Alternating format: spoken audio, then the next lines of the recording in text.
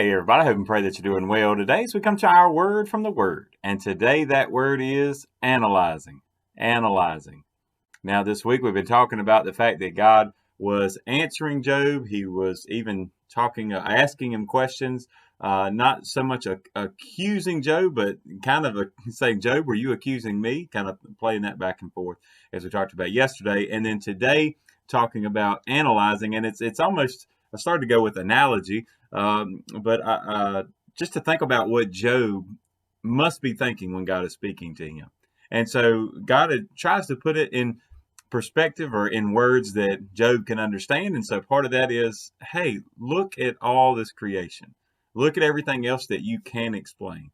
And so if you're reading along, you'll see these details about a behemoth, which was some kind of land creature, huge land creature, and a leviathan, which was a large sea creature, apparently, between the two of these. Now, we can really get caught up in looking and trying to figure out what these animals are. I know some that even point and say, oh, he's talking about mythological creatures. I don't believe that. I do believe these are real animals that even if you can't find a description of one today, that animals that were alive at that time and are now extinct. I mean, just look at a dinosaur, something that could very easily explain some of these descriptions that you see. Even to think about the land animal, the water animal. Just to think about, some would say it's a hippopotamus, or even just to think about how dangerous they can be, and even look at a crocodile or alligator, something like that. I don't want to fend off any of those on my own. I can tell you that now. I would love to go on an African safari and see some wild animals. But at the same time, at the zoo, it's nice to have that separation there where I know they can't get to me. So just to think about that, it's almost as if God here is kind of putting on a display and say, look around and look at the zoo that you're in. And I think all of us could see the zoo that we're in everyday life. But here today, Job chapter 41, look at verses 9 through 11. He's talking about the Leviathan. And he says, indeed, any hope of overcoming him is false. Shall one not be overwhelmed at the sight of him? No one is so fierce that he would dare stir him up. Who then is able to stand against me? Who has preceded me that I should pay him? Everything under heaven is mine. So part of that analyzing, part of that has to be even Job looking and listening to what God is saying, to say, you know what? I can't explain these large animals. I can't explain their purpose. Even to think about, as scientists look, some of these animals, sometimes you have a hard time describing how they affect the ecosystem and how they really help and whether or not they're really necessary. And some of these things you could go and look and look and look and try to find an answer and still be coming up with just speculation.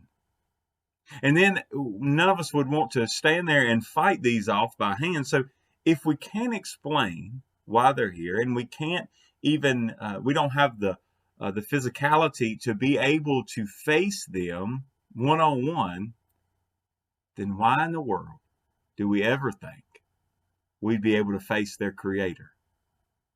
And that's basically the point that God is making. All this time, Job has been wanting this one-on-one courtroom with God. And God is saying, wait a minute. Have you looked around at what I've created? Have you looked around at just the animals? The ones that are much larger than you, that could rip you to shreds in a moment. I created them too. Now, just to think that there's so many things in life that we cannot explain. Sometimes let's be careful not to get caught up in trying to explain God. Yes, there are some things that we can understand. But as we talked about in recent days and weeks, that's just the fringes of God. That's just the edges of God. The best way, though, that we can know God is to have a relationship with him. But we don't look at it as we're analyzing everything that he does. No, we accept it by faith. We trust his promises in his word. We come to him in prayer. We listen and accept the moving of the Holy Spirit. See, the last thing we need to do is really kind of analyze each and every little detail that God does. But I can tell you that God can handle it if you analyze each and every one. And the problem is that when we do that, we'll get like Job. We'll get an attitude that thinks, well, I think you could have done it better this way. I think you could have done it better this way. And that usually happens when we don't see the whole picture. I'll share this with you just quickly as before we go today.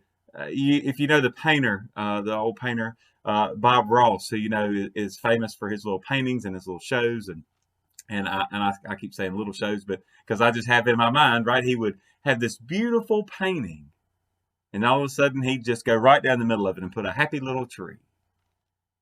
And a lot of times we would think that, you know, as you're watching, you think, oh, you just ruined the whole painting. But he already knew what he had in mind. He already knew what the end result was going to be, and he had to have that right there in that particular place at that moment, that size, to make the painting complete. And there's so many times that God is doing the same thing in our lives. And that pain that we think is disrupting our little painting, it may be painful for a moment, but in the end, we could look at it and just say it was a happy little tree. But that's not analyzing. That's accepting God and accepting his word by faith. Will you do that today? God bless you. And I pray you have a great, great day.